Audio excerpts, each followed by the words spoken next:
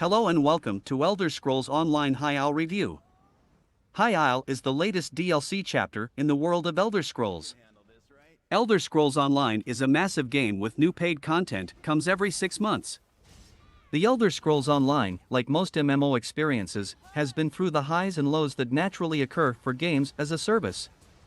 The release of Morrowind back in 2017 managed to gain some success from the initial nostalgia that drew players in, but it failed to live up to the reputation of its single-player namesake in the longer term. High Isle has a lot to offer, and some of which are as follows. A new zone that showcases the islands of High Isle and Aminos. A complex main storyline of politics, honor, and intrigue that ties into the legacy of the Bretons' year-long saga. A new system called Tales of Tribute, an in-game collectible card game. A new 12-player trial named Dreadsail Reef. 2 new companions, Ember and Isabel, who can join your adventures. New world events called Volcanic Vents and Lava Vents. New delves, public dungeons, world bosses, and a host of unique standalone quests. High Isle chapter revolves around political intrigue and the infamous Three Banners War. While a summit is being hosted by the Honorable Society of the Steadfast, the Ascendant Order has anarchic goals surfacing from the shadows. The High Isle is a vacation resort for the wealthy. In contrast, Aminos is a prison island full of criminals, misfits, and political dissidents. After peace talks fail to end the Three Banners War, the feudal Britons are enmeshed in political machinations and a conflict with anarchists, the Ascendant Order.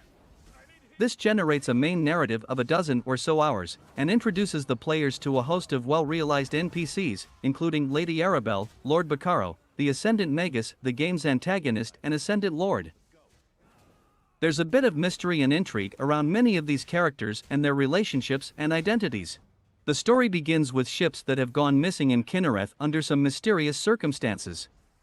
Some believe it was the storm, but storms are unusual for the area, and so the plot thickens. While previous expansions have had quite big face-offs with the main baddies of the game, such as Maroon's Dagon and Blackwood, High Isle follows a different approach. This chapter focuses more on the nuances of political factions and lore that any Elder Scrolls lover will enjoy. That being said, there is still plenty of action. The Blackwood expansion first introduced NPC companions to the game. This time there are 2 new NPC companions to accompany you on the adventure. Ember is a Khajiit magic user, and Isabel Valois, a Breton knight. Once more, these companions are more than competent allies in combat, and have interesting personalities and backstories.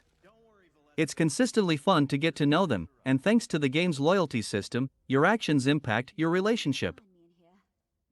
A new trail called Dreadsail Reef allows up to 12 players to tackle a gambit of pesky pirates and terrifying monsters.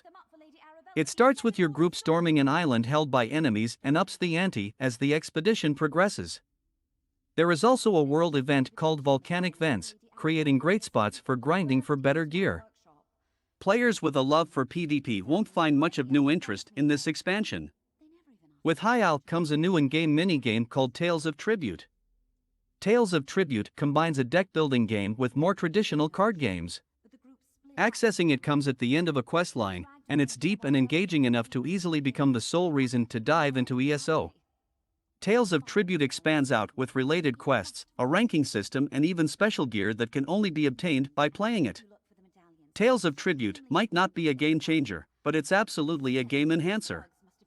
High Isle chapter is a great addition to the game.